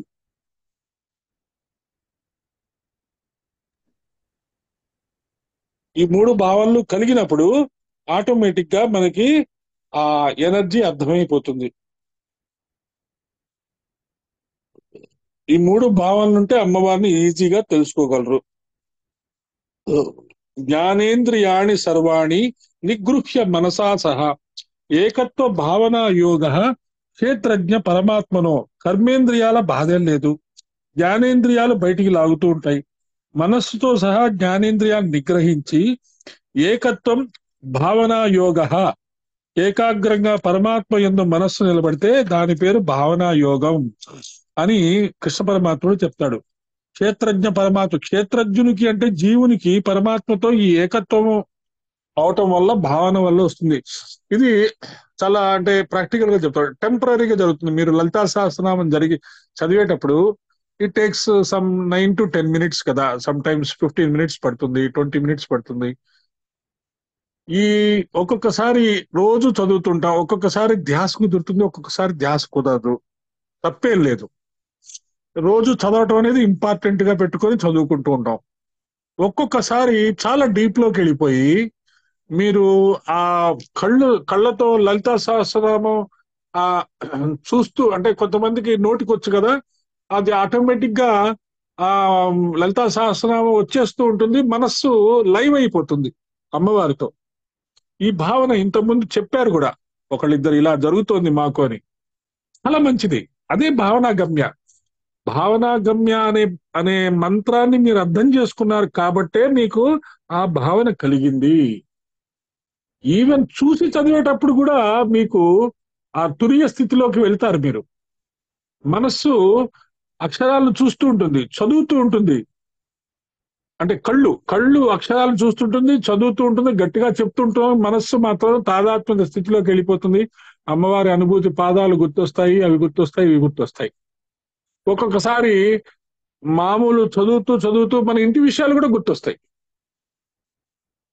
మళ్ళీ వెంటనే మనం మనస్సుని వెనక్కి లాగుతాం. ఇదేంట్రా బాబు, నేను లలితా సహస్రనామం చదువుతూ ఉన్నప్పుడు ఇంటి విషయాలు గుర్తొస్తున్నాయి ఏంట్రా బాబు అని మనకే అనిపిస్తుంది. ఒక్కొక్కసారి అమ్మవారి యొక్క స్పర్శ కూడా తెలుస్తుంది, అమ్మవారి యొక్క ప్రజెన్స్ తెలుస్తుంది. అది ఒక్కొక్కసారి మనం అబ్జర్వ్ చేసుకోం, మిస్ అవుతూ ఉంటాం. ఎందుకు మిస్ అవుతాము అంటే ఆ అనుభూతి యొక్క టేస్ట్ మనకి గుర్తు లేదు. ఇది గుర్తుంటుంది. ఏదో ఎవరైనా పిలిచినా కానీ, ఎవరైనా ఇంటి విషయాలు కానీ, ఈ ప్రాబ్లమ్స్ గుర్తుంటాయి. కానీ ద రియల్ టేస్ట్ ఆఫ్ అమ్మవారి యొక్క టచ్ మనకి కనీసం ఒక 10-15 సార్లు జరిగితే కానీ మనకి ఆ బ్యూటీ మనకి రిజిస్టర్ అవ్వదు మన మనస్సులో. కానీ ఇస్తుంది, అమ్మవారు ఇస్తుంది. కానీ మెల్లమెల్లగా సాధన చేస్తూ ఉంటే అది రిజిస్టర్ అయిందన్న సంగతి తెలుస్తుంది. కరెక్ట్ గా అక్కడ ఫోకస్ అయిందన్న సంగతి తెలుస్తుంటుంది. మన మెడిటేషన్స్ చేసినప్పుడు చాలా మంది నాకు వాట్సాప్ లో మెసేజెస్ పెడుతుంటారు. ఇలా జరిగింది, ఎవరో టచ్ చేసినట్టు అనిపించింది, పైన తల, అవన్నీ అనుభూతులు. అవన్నీ అమ్మవారు గాని, అమ్మవారి యొక్క భక్తులు గాని ఎవరైనా మనం ధ్యానం చేసేటప్పుడు ఏదో మంచి పనులు జరుగుతున్నాయని చెప్పి మనతో పాటు కూర్చొని చేసి మనం చేసిన ధ్యానం వల్ల, మనం చేసిన ప్రేయర్స్ వల్ల వాళ్ళకు ఉపయోగపడి వాళ్ళు వెళ్తూ మనకి ఒకసారి అలా స్పర్శ ఇచ్చి వెళ్తారు అమ్మవారి పేరు చెప్పి. చాలా మంచి విషయం. అలాంటివి జరుగుతూ ఉంటాయి, అందరికీ జరుగుతాయి. కొంతమందికి తెలుస్తాయి, కొంతమంది తెలియవు. తెలిసిన వాళ్ళు గొప్పేం కాదు, తెలియని వాళ్ళు గొప్పేం కాదు. అవన్నీ మజిలీలు మాత్రమే. నిజంగా అలాంటివి జరుగుతూ ఉండడం కరెక్ట్. అలాంటివి కొన్ని వేలు జరిగితే గాని అమ్మవారి యొక్క అసలు స్వరూపం తెలియదు. కాబట్టి అలాంటివి జరగంగానే అంతా అయిపోయిందని అనుకోవద్దు. జరగలేదు అనేది ముఖ్యం కాదు. రెండిటికి సమత్వం యోగ ఉచ్యతే. అస్థిత ప్రజ్ఞత ఉండాలి మనకి. అది కనుక మనకి ఈ రోజు ఈ టైంలో మనము ఇలా కూర్చొని మన టైం స్పేర్ చేసుకొని వింటున్నాము అంటే ఖచ్చితంగా మనందరి మీద అమ్మవారి యొక్క స్పర్శ ఉన్నట్లే. మరి మాకు తెలియలేదండి, మాకు అనుభూతి రాలేదండి, ఏమక్కర్లే, నేనున్నాను మీకోసం.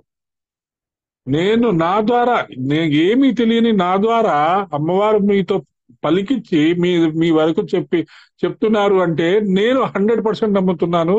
మీ అందరికీ అమ్మవారి మీద పూర్తి కృప ఉండబట్టే నాలాంటి వాడి చేత మీకు చెప్పిస్తున్నారు అనేది నేను సంపూర్ణంగా నమ్ముతున్నాను. కాబట్టి మనకి మనం ఖచ్చితంగా ఆ దారిలో ముందుకు వెళ్తున్నాము. అదే భావనా గమ్య. తర్వాత భావనా గమ్య యొక్క ఆశీర్వాదం ఉంది కాబట్టే మనం నేర్చుకుంటున్నాం. భవారణ్య కుటారిక, శ్రీ భవారణ్య కుటారికాయే నమః. కుటారం అనగానే ఏంటండి? గండ్రగొడ్డలి అంటే యాక్స్, తెలుసు కదా మీకు. చెట్లని కట్ చేస్తారు, పరశురాముడి చేతిలో ఉంటుంది. ఎవరిని భావించాలో ముందు చెప్పారు, ఎలా భావించాలో రెండవది, ఇక లక్ష్యం ఏంటో చెప్పారు. అమ్మవారిని ఎలా భావించాలో చెప్పారు. మంత్ర ధ్యానము, రూప ధ్యానము, పరబ్రహ్మ రూపంగా చూడమన్నారు. ఎలా భావన చేయాలో చెప్పారు. ఇప్పుడు ఏం చెప్తున్నారు? లక్ష్యం ఏంటో చెప్పారు, సాధన ఏంటో చెప్పారు, ప్రయోజనం ఏంటో చెప్పారు. భవానీని సాధన చేయాలి, ఎలా సాధన చేయాలి, భావనతో చేస్తే ఏమొస్తుంది అనేది ఇప్పుడు భవారణ్య కుటారికాలోనే సంపూర్ణంగా చూపిస్తారు. ఆవిడ గండ్రగొడ్డలిగా పనిచేస్తుందట. అంత లలితమ్మ గండ్రగొడ్డలే. ఎవరికి ఎక్కడ ఎలాగ కావాలో ఆవిడ అలా అవుతుంది. మామూలు గొడ్డలి కాదుట అది. ఒక మహారణ్యాన్నే ఒక్క స్ట్రోక్ లో నరికేస్తుందట. అంటే మన మనస్సుల్లో ఉండే ఆ నెగటివ్ థాట్స్ ని ఒక్క స్ట్రోక్ లో తీసేస్తుందట. ఎప్పుడు మనము ఈ శ్రీ భవారణ్య కుటారికాయే నమః అని మనం ఎప్పుడైతే ధ్యానం చేస్తే మొత్తం తీసేస్తుంది. ఏమిటి అరణ్యం? భవారణ్యం. భవం అంటే సంసారం, అదో పెద్ద అరణ్యం. ఈ తల్లి సంసారం అనే అరణ్యాన్ని సమూలంగా పికిలించేస్తుంది, అదే మోక్షం. కాబట్టి ఈసారి ఈ వీక్ శ్రీ భవారణ్య కుటారికాయే నమః 108 సార్లు చేస్తాము. చేసినప్పుడు ఏమవుతుందంటే అమ్మవారు గండ్రగొడ్డల్లాగా మన మీద పనిచేసి మనలో ఉన్న ఆ మెటీరియలిజం ని తీసేస్తుంది. అప్పుడేముంటుంది? ఇంకా అంత దివ్యత్వమే ఉంటుంది. కాబట్టి మనము ఈసారి గుర్తుపెట్టుకోండి, ఓం శ్రీ భవారణ్య కుటారికాయే నమః అనేది 108 సార్లు చేస్తాము ఈ రోజు రేపట్లో. నేను తర్వాత మళ్ళీ మీకు అది రాసిస్తాను, ఎలా చెప్పాలో కూడా డిస్కస్ చేసుకుందాం. ఒక పెద్ద ఫారెస్ట్ ఉంది. ఆ ఫారెస్ట్ లోకి మనం వెళ్ళాము, అక్కడ మనల్ని వదిలేశారు. అక్కడ కూర్చొని అరుస్తూ ఉన్నాం అనుకోండి, ఎవరికి వినపడదు. అలాంటి భవారణ్యంలో ఉండి కూడా భావనతో మన అమ్మవారిని కనుక ధ్యానం చేస్తే, భావనా గమ్య అని భవానీ భవానీ భవానీ అని 3 సార్లు కనుక పిలిస్తే, భావనతో ఆ మొత్తం అరణ్యాన్ని మొత్తం ఒకే ఒక్క స్ట్రోక్ తో కట్ చేసేసి మనల్ని అలా చేత్తో పిక్ చేసుకొని, నాయనా పిలిచావా నన్ను, నేనున్నాను రా నీకు, నేను చూసుకుంటాను. అమ్మా తల్లి, నువ్వు సంసారం అనే అరణ్యంలో మునిగిపోయి ఉన్నావు.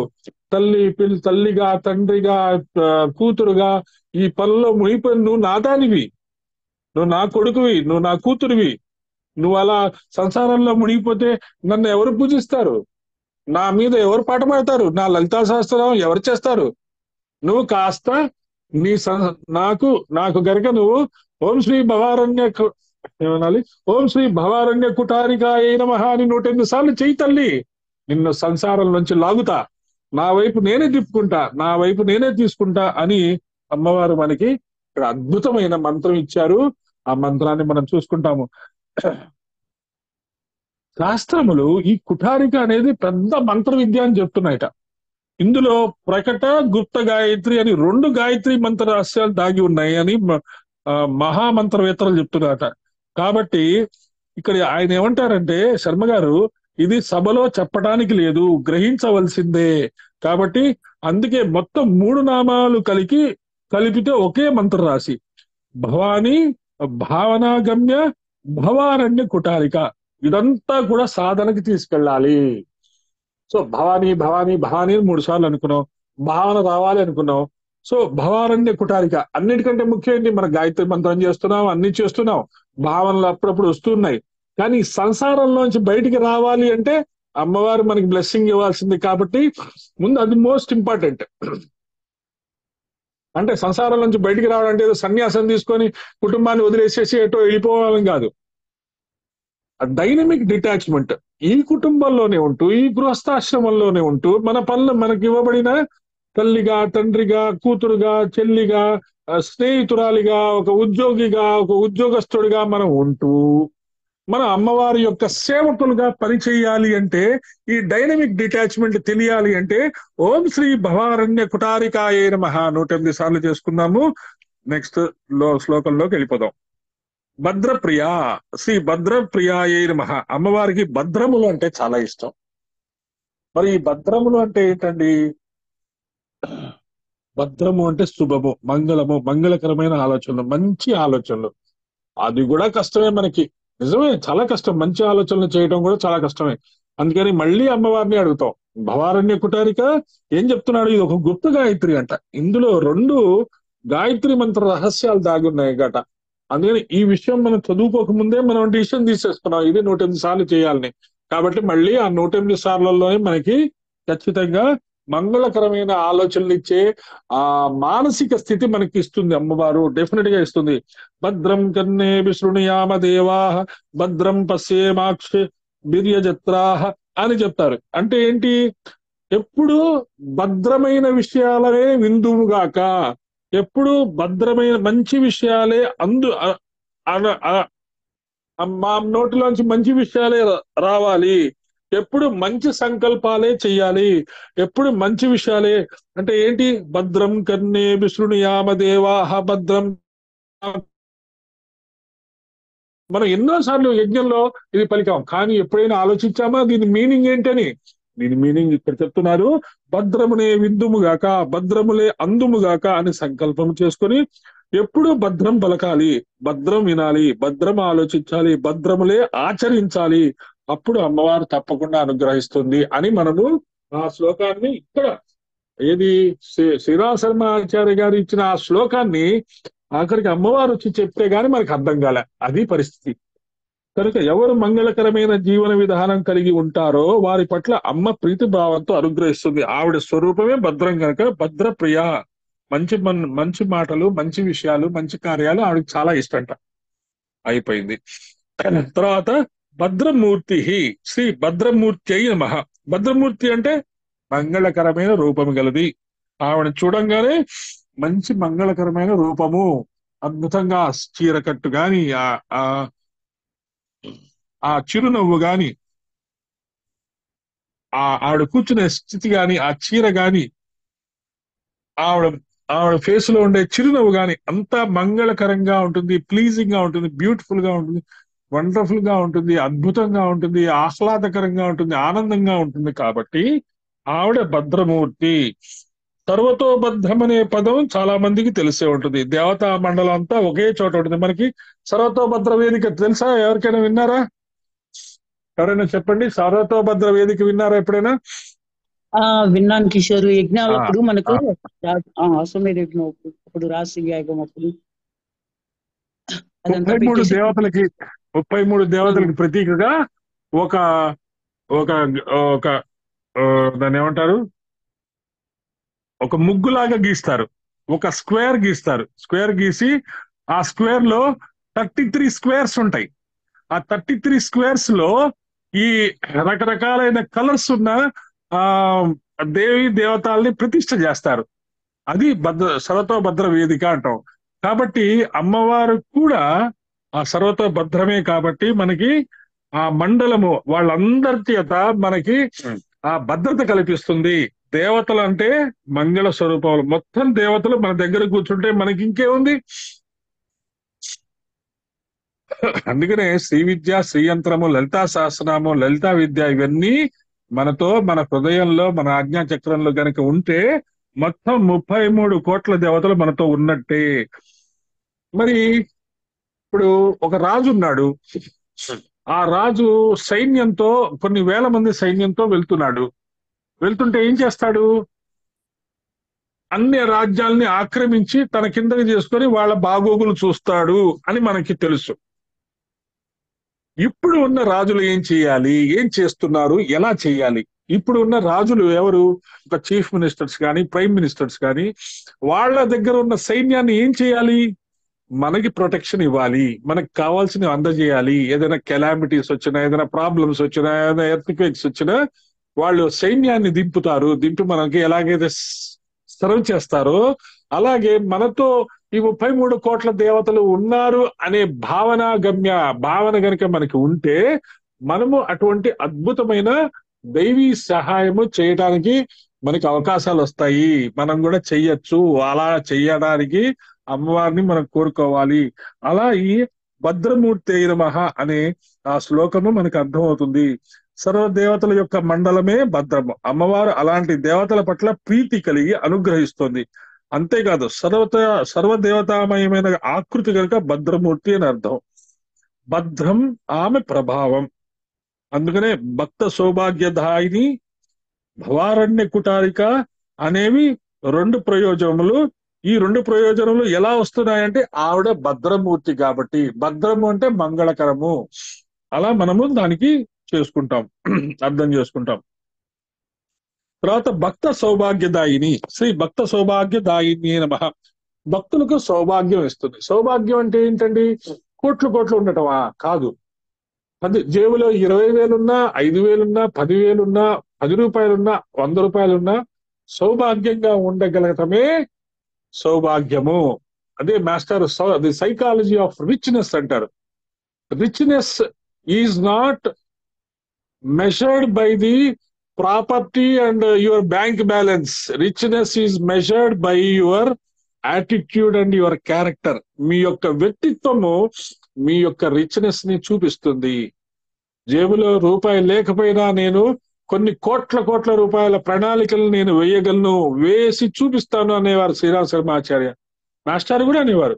ఆయన జేబులో ఎప్పుడు డబ్బులు ఉండేవి కాదు. అయినా లక్షల రూపాయల ప్రణాళికలు వేసి పెద్ద కార్యక్రమాలు చేయగలిగారు, చేశారు. ఎప్పుడు డబ్బు రావాలి, డబ్బు లేదు, డబ్బులు వస్తే ఇన్ని పనులు చేస్తానని ఎప్పుడు ఏమల్లే. చాలా మంది ఈ భక్తి మార్గంలో రాగానే ముందు భగవంతుడిని దండం పెట్టుకుంటారు. నాయన నాకు 1 కోటి రూపాయలు వస్తే నీకు 1,00,000 రూపాయలు ఇస్తానంటాడు. 1 కోటి రూపాయలు వస్తాయి. ఆ 1 కోటి రూపాయలని ఎలా మేనేజ్ చేసుకోవాలో ఆలోచిస్తూ 1,00,000 రూపాయలు ఇస్తాము అని వీడు చెప్పిన మాట వీడు మర్చిపోతాడు. ఏమవుతుంది? అక్కడ భగవంతుడి యొక్క ప్రమేయం ఉండదు. ఆ 1 కోటి రూపాయలు అలా వెళ్ళిపోతుంది. అంటే నీ మాటకి నీకే వాల్యూ లేదు, ఇంకా భగవంతుడి యొక్క మాటకి నీకే వాల్యూ వస్తుంది. మనం ఉచ్చరించిన మన మాటని మనం ఒకరికి ఒక మాట ఇచ్చాము అంటే ఆ మాట జరిగి తీరాల్సిందే. మన నోటి నుంచి వచ్చే ఆ మాటకి మనకే వాల్యూ ఉండాలి, వేరే వాళ్ళకి కాదు. ఒరే నీకు నేను ఈ టైంలో నీకు హెల్ప్ చేస్తాను రా అని అంటే హెల్ప్ చేయడమే. ఆ మాట రానియద్దు, చేయలేకపోతే రావద్దు, చెప్పద్దు. చేస్తాను అన్న తర్వాత చేయడమే, 100% చేయడమే. అలా మన మాట మీద మనకి గనక గౌరవం ఉంటే ఇవన్నీ మనకి ఈ సౌభాగ్యం, ఈ ఆనందము, ది సైకాలజీ ఆఫ్ రిచ్నెస్ మనకి కూడా ఉంటాయి. అలాగా ఆమె పేరే సౌభాగ్య విద్య. అన్ని రకాల సౌభాగ్యాలు ఇస్తుంది. ఆమె సౌభాగ్యానికి అధిదేవత కాబట్టి భక్తి ప్రియ, భక్తి గమ్య, భక్తి వశ్య, భయ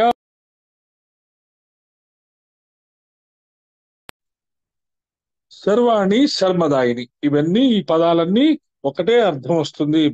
భక్త సౌభాగ్యదాయిని నమః. కాబట్టి భక్తి ప్రియ శ్రీ భక్తి ప్రియాయ నమః, భక్తి గమ్య శ్రీ భక్తి గమ్యాయ నమః, భక్తి వశ్య శ్రీ భక్తి వశ్యాయ నమః. భక్తి ఇష్టంగా గలది, భక్తిచే చేరదగినది, భక్తికి లొంగునది, అధీనురాలు. కాబట్టి భక్తితో గనక ఆవిడని పూజిస్తే, ఉపాసన చేస్తే ఆవిడ ఈజీగా మనకి అర్థమైపోతుంది. ఆవిడ వశము కావాలంటే భక్తులకి లొంగిపోతుంది. పిల్లవాని ఏడుపుకి తల్లి ఎలా లొంగుతుందో భక్తికి అమ్మవారు అలా లొంగిపోతున్నారు. ఎలా లొంగిపోతున్నారు? మీరు తపస్సులు చేయండి, యజ్ఞాలు చేయండి, యాగాలు చేయండి, జపాలు చేయండి, కర్మలు చేయండి, నేను లొంగను. కానీ నువ్వు ఎంత హఠం బిగిస్తావో నేను అంత హఠమైపోతాను, లొంగను. నువ్వు నాపై అమాయకంగా నమ్మకం అనే శ్రద్ధ పెట్టుకున్నావో వెంటనే లొంగిపోతాను అంటున్నాడు. ఎక్కడ? శివపురాణంలో శివుడు అన్నట్టు అలాగా. అందుకనే భగవద్గీతలో కూడా పత్రం పుష్పం ఫలం తోయం, చాలరా నాయన, నాకు ఇంకే వద్దు, ఊరికే నా మీద కుంకుమ పోసేసి బంగారం వేసేసి ఇన్ని పూలు వేసేసి నా మొహం కనపడకుండా నా చుట్టూ అగరబత్తి వేసేసి నా మొహం నల్లగా చేసేసి నన్ను తొడవకుండా నా మీద ఆ ప్రసాదాలు ఈ ప్రసాదాలు పెట్టేసి వాటినన్నీ తీసి అవతల పారేసి ఎవరు తినకుండా, కనీసం వాళ్ళని ఎవరికైనా దానం ఇస్తామో అది కూడా చేయకుండా ఎక్సెస్ గా వండేసేసి ఎక్సెస్ గా నైవేద్యాలు పెట్టేసి అవి ఎవరు తినకుండా వాటిని పారేసి, ఇవన్నీ వద్దురా బాబు. అమాయకంగా శ్రద్ధగా ఉపాసనా బలంతో శరణు వేడు చాలు అని అంటారు. నకర్మణ నతపస నజపై నసమాదిభి శ్రద్ధామయస్తి చేత్పుంసాం ఏనకేనాపి హేతున వస్య స్పృశ్యశ్చ దృశ్యశ్చ పూజ్య సంభాష్య ఏవచ. శ్రద్ధ అంటే నమ్మకం. ఒక్కసారి నమ్మకంతో ప్రేమగా భగవంతుని పట్టుకుంటే ఆయనే లొంగిపోతాడట. వారితో కబుర్లు చెప్తాడట. భక్తి కలిగితే వశ్యమై ఏది చెప్పినా అది చేస్తాడట. చాలా మంది ఇంతకు ముందు కూడా మనం చెప్తున్నాం, కాన్వర్సేషన్స్ విత్ గాడ్ అని ఒక పెద్ద అమెరికా అటువైపు పెద్ద చాలా మంది కొనుక్కున్న పుస్తకం. మనం కూడా మాట్లాడచ్చు, కబుర్లు చెప్పచ్చు ఖచ్చితంగా. కాకపోతే నలుగురు ఉన్నప్పుడు మనం భగవంతుడు ఎదురుగా కూర్చొని ఆయన కబుర్లు చెప్తే వీళ్ళకి ఏదో కొంచెం తేడా అనుకుంటారు వీళ్ళకి.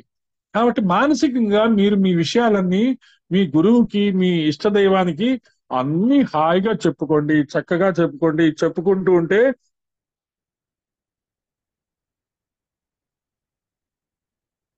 ఖచ్చితంగా అన్ని విషయాలు వాళ్ళు వింటారు. అందుకనే భక్తపరుడైన శ్రీరామ భద్రమూర్తి త్యాగరాజు ఎట్టులాడించి అట్టులాడే అని అన్నారట విశ్వనాథ్ వారు. రామచంద్రమూర్తి ప్రపంచాన్ని ఆడిస్తాడు, కానీ అలాంటి రామచంద్రమూర్తిని త్యాగరాజు ఆడిచ్చాట. ఎలాగా అంటే ఆయన పాటలతో. అలాగే కృష్ణ పరమాత్మని గోపికలు చప్పట్లు కొట్టి ఆడిచ్చారట. అంత గొప్ప కృష్ణ పరమాత్మ చివరికి గోపికల దగ్గర ఆ గోపికలకి వాళ్ళకి అసలు నాలెడ్జ్ లేదండి. వాళ్ళకి అసలు ఏం తెలియదు. వాళ్ళకి జస్ట్ బ్లైండ్ బిలీఫ్ అన్నమాట. ఆ బ్లైండ్ బిలీఫ్, ఆ అమాయకత్వానికి ఆయన లొంగిపోతాడు. లొంగిపోయి వాళ్ళతో చక్కగా ఆడుకుంటాడు. ఎన్నో రకాలైన గేమ్స్ ఆడుకొని వాళ్ళని ఆనందం కలిగించి తను ఆనందం పొందుతూ వాళ్ళతో కలిసిపోయి వాళ్ళని ఒక ఆధ్యాత్మికతలో చాలా ఉన్నత స్థితికి తీసుకెళ్తాడు. చాలా మంది గోపికలతో ఉండడం, కృష్ణుడు ఉండటం దాన్ని చాలా తప్పుగా మాట్లాడుతుంటారు. వాటిని మనం ఖండించాలి. వాటిని అసలు ఆ విషయాలు తెలుసుకోవాలి. తెలుసుకొని వాళ్ళతో ఎవరైనా అలా మాట్లాడితే వాళ్ళకి ఎక్స్ప్లెయిన్ చేయాలి. అలాంటి విషయాలు మనకు అర్థం చేసుకోవాలి. అమ్మవారికి నామరూపాలు ఉండవు, భక్తుల కోసం ధరిస్తారు. అమ్మవారు నైవేద్యాలన్నీ తింటారా? భక్తుల కోసం తింటారు. సో అలా మనము విషయాలు తెలుసుకోవాలి. రామకృష్ణ పరమహంస ఎప్పుడు శారదాదేవి అంటారు, కాళికా అమ్మవారితో మాట్లాడుతూనే ఉంటాడు.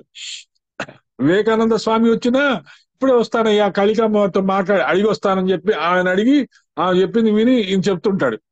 సో దట్ ఈస్ మనం కూడా అలాగా మన ఇష్టదేవతని మన ఇంట్లో రెగ్యులర్ గా పూజ చేసే వాళ్ళతో మాట్లాడుకుంటూ ఉంటే మంచిది.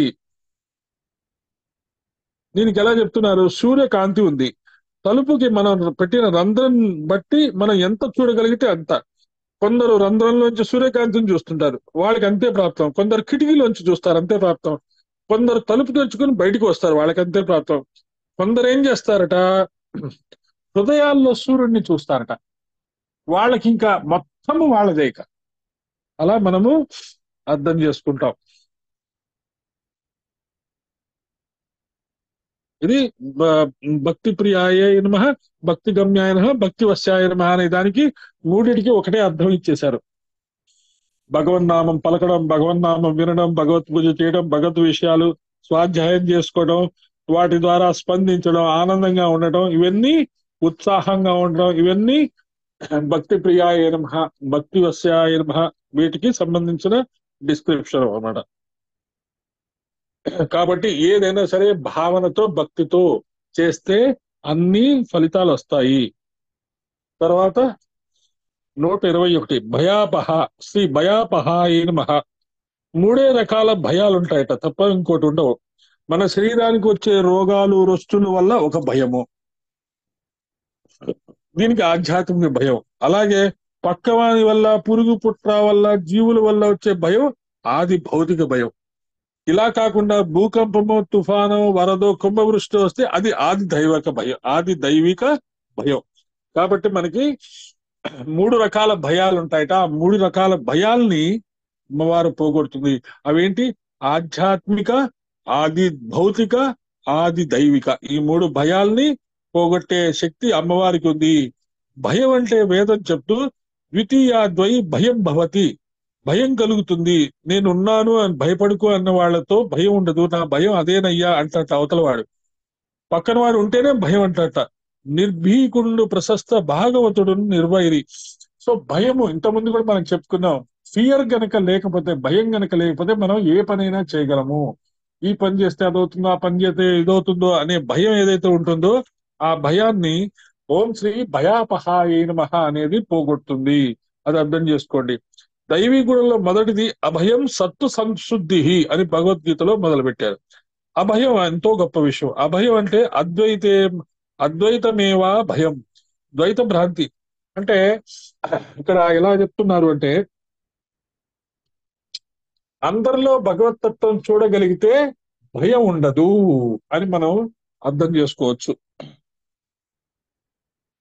కాబట్టి భయాపహ అనే పదానికి మనం భయం లేకుండా మమ్మల్ని అన్ని పనులు చేసేటట్టు చూడు తల్లి అని మనం ఎప్పుడైతే ప్రార్థన చేస్తామో ఎటువంటి పనులైనా మనం చేయగలేము.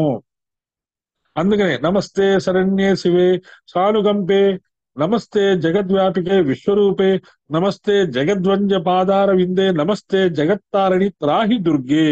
ఆ తల్లిని ఇలా ఆశ్రయిస్తే అన్ని భయాలు పోగొడుతుంది. భయస్థానే విశేషిత అదిస్వపి చ సర్వేషు దేవి నామాని కీర్తయేత. వాయుపురాణంలో చెప్పారు. సర్వ భయస్థానాల్లో దేవీ నామాల్ని కీర్తించాలి.